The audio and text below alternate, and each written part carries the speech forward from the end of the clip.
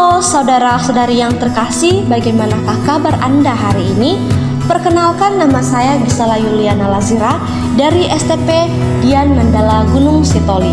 Saya sekarang sudah semester 4. Nah, tugas video ini berujuk pada tugas mata kuliah sakramentologi. Nah, di sini saya akan melanjutkan menjelaskan sakramen yang ketiga, yaitu sakramen Krisma. Pengertian sakramen Krisma atau sering disebut sakramen penguatan. Sakramen Krisma merupakan sakramen yang diterima untuk memperoleh kekuatan dari Roh Kudus. Mulanya pada waktu hari Pentakosta. Kita melihat dalam Kisah Para Rasul bab 2 ayat 1 sampai 4 yang dimana orang-orang yang pada waktu itu percaya pada pewartaan para rasul, mereka dibaptis dan menerima Roh Kudus. Terdapat juga pada Kisah Para Rasul bab 2 ayat 38. Nah, sejak saat itu roh para rasul memenuhi kehendak Kristus, menerima roh kepada para baptisan baru dengan menumpangkan tangan ke atas mereka. Dapat terlihat dalam kitab Kisah Para Rasul bab 8 ayat 15 sampai 17, selanjutnya bab 19 ayat 5 sampai 6. Penumpangan tangan inilah yang oleh tradisi Katolik dipandang sebagai asal-usul sakramen Krisma yang boleh dikatakan pelestarian rahmat Pentakosta dalam gereja. Saudara-saudari yang terkasih, dengan minyak Krisma yang diterima harus diberkati oleh uskup bersama dengan para imam dan wakil umat dari seluruh keuskupan. Biasanya hal ini terjadi pada saat pembaharuan janji imamat. Pengurapan minyak Krisma pun mengungkapkan kedewasaan seseorang dalam hal iman, dan seseorang yang telah menerima sakramen ini mesti meningkatkan partisipasinya dalam gereja dan dalam komunitas di mana ia berada. Saudara-saudari yang terkasih, yang memberikan sakramen Krisma hanyalah uskup, dan akan tetapi di dalam situasi yang luar biasa, para imam juga bisa memberikan sakramen Krisma, namun harus melalui dalam situasi yang luar biasa, dan juga harus ada mandat dari Bapak Uskup. Saudara-saudari yang terkasih, dalam model gereja timur, sakramen Krisma digabungkan dengan perayaan sakramen baptis. Akan tetapi gereja Roma, perayaan ini dibagi menjadi dua, sakramen baptis dan juga sakramen Krisma.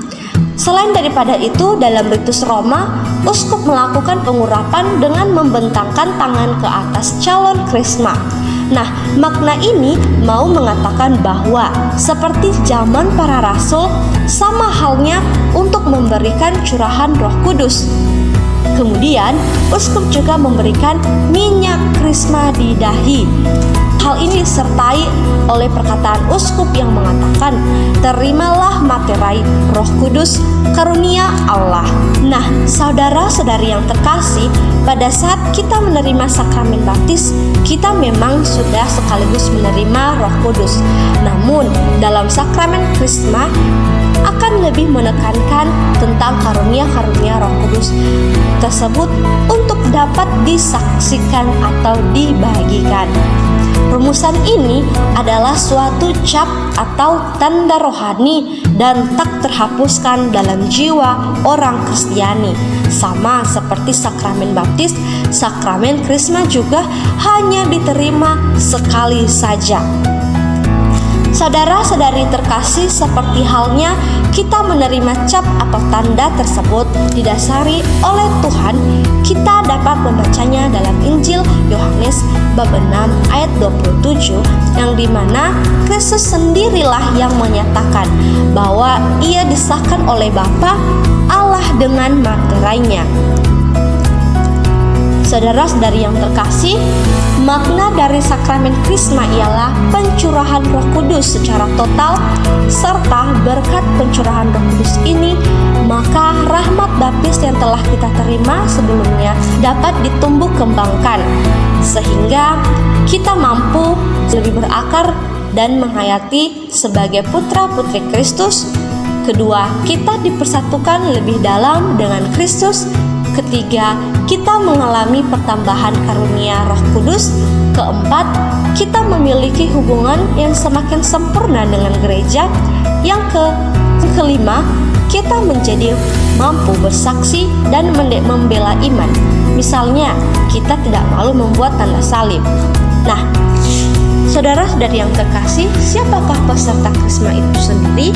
Yaitu orang yang dianggap sudah dewasa, singkatnya, telah memiliki pemahaman bahwa dirinya adalah orang yang mampu bertanggung jawab untuk menerima Roh Kudus, untuk siap mengaplikasikan karya tersebut.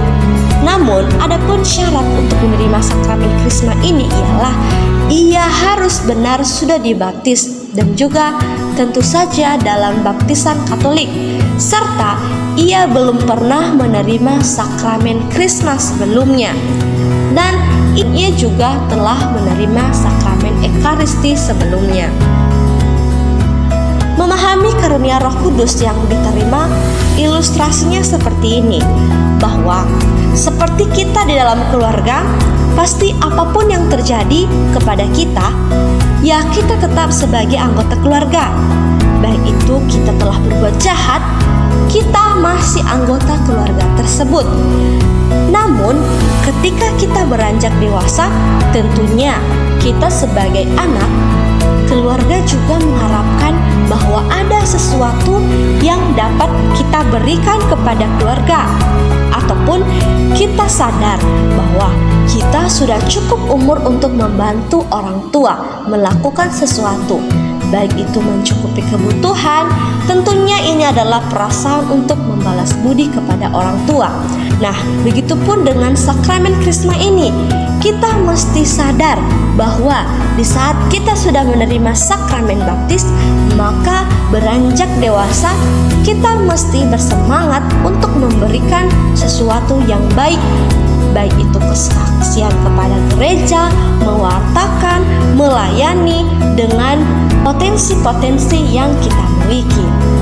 Sakramen Krisma juga merupakan sakramen di mana kita lebih dewasa dalam iman untuk memikirkan apa yang boleh kita perbuat untuk gereja, terutama dalam pengembangan iman persekutuan.